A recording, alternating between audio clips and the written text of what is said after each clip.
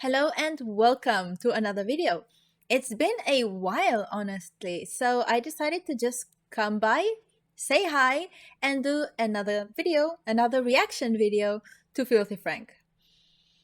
Is this going to be a bad idea? Probably. Am I going to do it anyway? Yeah. So here we go.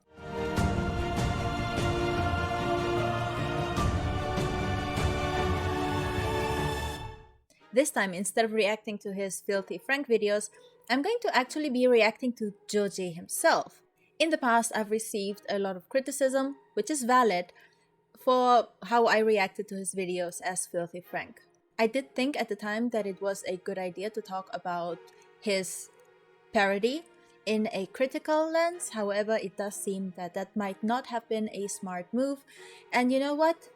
I'll own it. However, this time, I do want to react to him as a person, as a human. Because yes, I do know the difference between Joji, the person, and Filthy Frank, the character.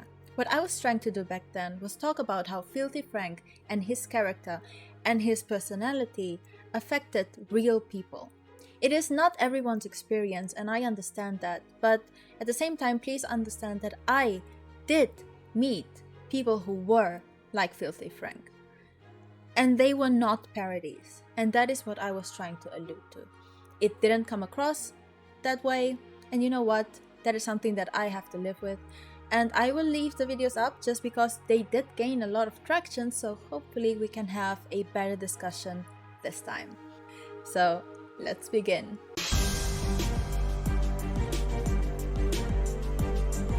Hey, what's going on, everybody? For First We Feast, I'm Sean Evans, and you're watching Hot Ones. It's the show with hot questions and even hotter wings. And today I'm joined by Joji. He's the meme lord behind YouTube cult heroes Filthy Frank and Pink Guy. His second full-length project, Pink Season, soared to the top of the iTunes charts earlier this year, and good news, there's more new music on the way. Joji, welcome to the show. Thank you for having me. This is exciting. I've always wanted to be on this. Okay, first of all, I have to say that he sounds like a completely different person. And don't get me wrong. Again, yes, I did know that Filthy Frank was a parody. I am aware that they are two different people, but the way that he speaks right now, it is very subdued, very cool in a way. And I actually, I don't know, I'm getting very good vibes, and that is making me very happy. Okay. So I want to start by talking about Filthy Frank and Pink Guy. This is the part I'm interested in. What's the biggest mess you've ever made during a video, and how long did it take to clean up? I bought like $300 worth of chicken hearts. You know, like tiny. Someone was throwing chicken hearts at me, a bunch of people, and they got behind the fridge and just like chicken hearts all over the apartment. It took 3 days to clean it, and then we had to get a maid, and the maid came and the maid said no. And we still had to pay her too, because she came all the way. For an appearance. Yeah, so the maid couldn't handle it, and we just kind of left it. So there's still chicken hearts in that apartment, like rotting to this day.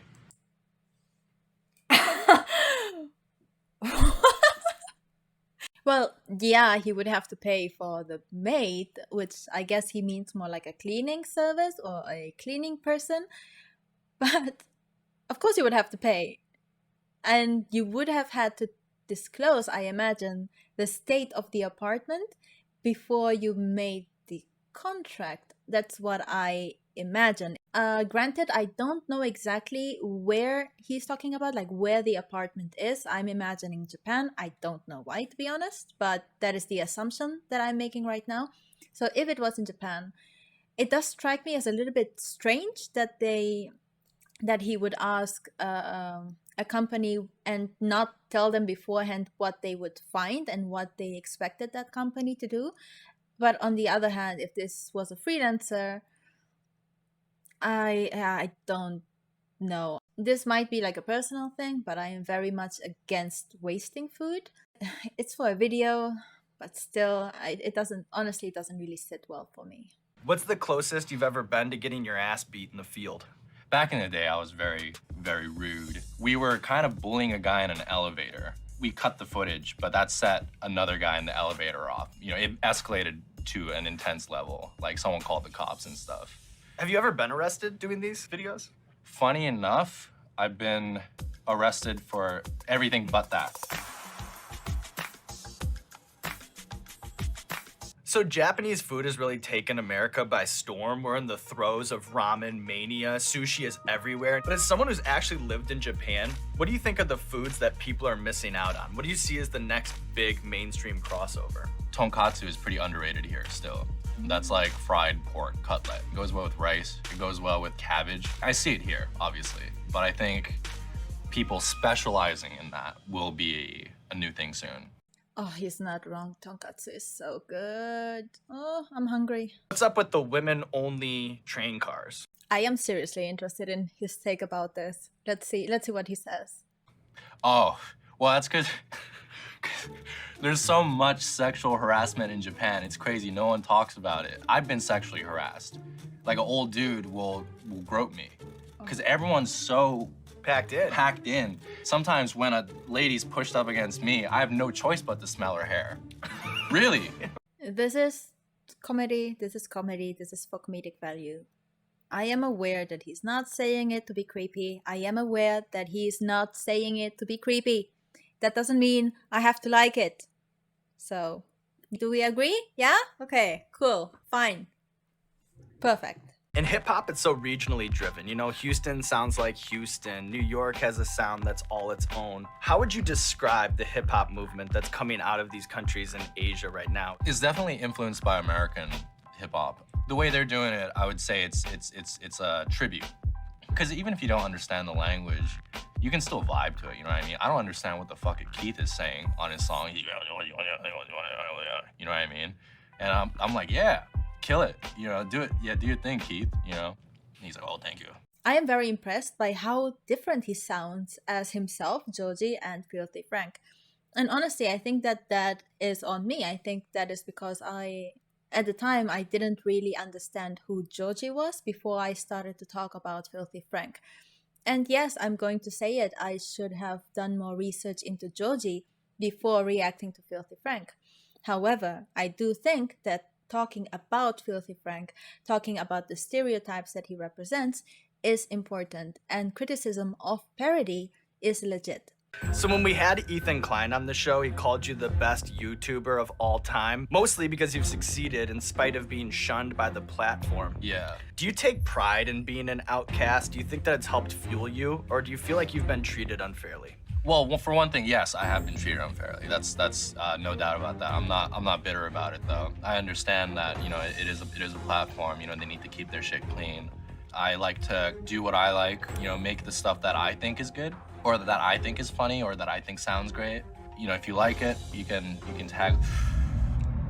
Wow. If you like it, you can tag along. If you don't, fuck it. You know what I mean? It's all good. Honestly, that is a very, very fair assessment. Even myself, I could have easily just clicked away and ignored him and made some other content, but I did choose to use his videos to make new content about them. But I do respect what he's doing as a content creator. He built a huge platform, he has a huge fan base.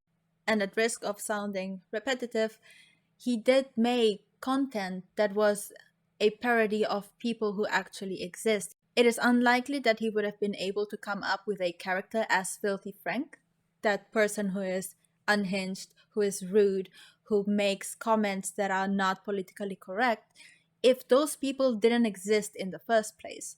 Parody often bases itself on reality. We do need to acknowledge that even though Joji isn't Filthy Frank, there are plenty of people who are like Filthy Frank in the first place. That's why Filthy Frank existed. So it is very difficult to imagine someone being like Filthy Frank today, nowadays, in a society that values political correctness. Which honestly, that is something that I appreciate, because I have been someone who has interacted with people like Filthy Frank. So Filthy Frank is the embodiment of everything vile on the internet. Yeah. And a commentary on how much traction you can get by indulging the worst aspects of human nature. Yeah. As a master of the art of parody, I wonder if you have insight to other pop cultural figures that push the boundaries. So I'm gonna bounce some people off of you. Yeah. And you can tell me if they're postmodern artists, if they're geniuses, Right. or if they're just batshit unhinged people. Sound good? Kanye West. I think he's a genius. Yeah, that didn't really age well, did it? I mean, he couldn't have known, but ooh. And he's just got so many classics on his belt. He can do whatever the fuck he wants. You know, I'm not gonna support it, but I'll acknowledge that it's Kanye being Kanye. You know, he's a little nuts, but who isn't? He really couldn't have known what was gonna happen in 2022, so. Whoa! Whoa! Whoa! Yo! I got that on my... What's the thing that jangles in the back of your throat? It got you in the punching bag, huh? Yeah.